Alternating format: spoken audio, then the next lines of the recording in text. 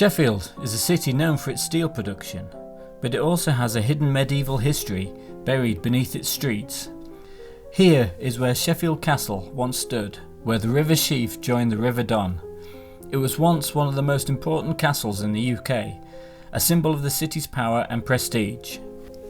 The story begins in the 12th century, when Sheffield was little more than a small settlement. William de Lovat, a Norman lord, built the first castle here, a wooden Motte and Bailey structure designed to protect its growing manor and control trade routes along the River Don. At this time, castles were vital for asserting dominance and securing the safety of townsfolk. But this wooden fortress didn't stand for long.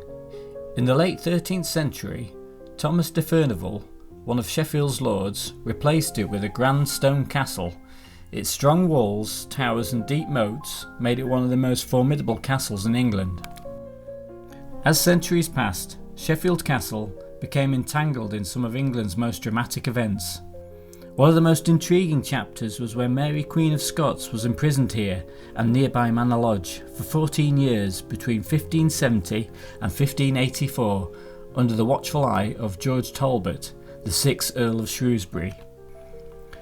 During the English Civil War in the 1640s, the castle was held by royalist forces loyal to King Charles I. After a brutal siege by parliamentarian troops in 1644, the castle fell. There is quite a lot of detail about this, as it is written down in documents, like how increasingly larger cannons were used until the walls were finally breached, and the legal documents regarding the handover to the parliamentarians and how the castle should be demolished so it could not be used again. After its destruction, and by the late 1600s, almost nothing remained. The stone likely ended up being used for future buildings. At one time, the central area that was once the castle was used as a bowling green, as shown by this map in 1736. And in the 1800s, the area by the river was filled with slaughterhouses to provide food for Sheffield's huge workforce. For centuries, the castle's remains lay hidden beneath the streets of Sheffield. It wasn't until 1927, during the construction of the co-op, that archaeologists began to uncover its secrets.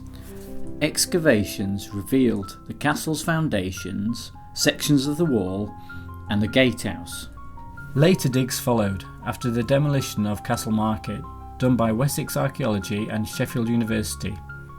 These digs unearthed more treasures, recording the moat and gatehouse with more accuracy, also finding some of Sheffield's earliest furnaces.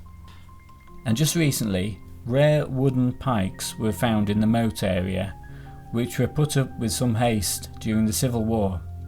Today, the castle site is now a focus of a regeneration project that will keep the area open and have some green community spaces and somehow record the presence of the castle and celebrate the castle's legacy.